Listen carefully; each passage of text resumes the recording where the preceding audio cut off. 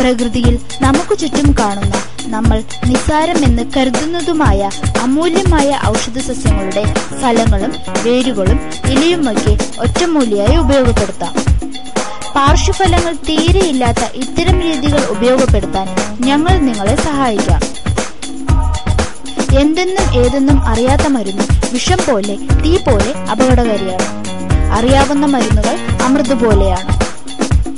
അതുകൊണ്ട് തന്നെ ഞങ്ങൾ നിങ്ങൾക്ക് പരിചയപ്പെടുത്തുകയാണ്.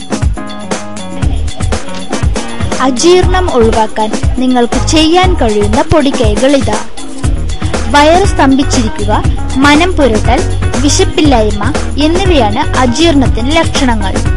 ആഹാര പ്രശ്നങ്ങളാണ് കാരണം. മോരിൽ ഇഞ്ചി അരച്ചു കലക്കി കുടിക്കുക. അല്ലെങ്കിൽ ഒരു കഷ്ണം ഇഞ്ചി തൊലി കളഞ്ഞ് ഒരു നുള്ളു ഉപ്പ് ചേർത്ത് കടിച്ച് നീരിറക്കുക. പ്രകൃതിദത്ത മരുന്നുകൾ അപകടകാരികളല്ല. അതിനാൽ ധൈര്യപൂർവ്വം ഉപയോഗിക്കാം.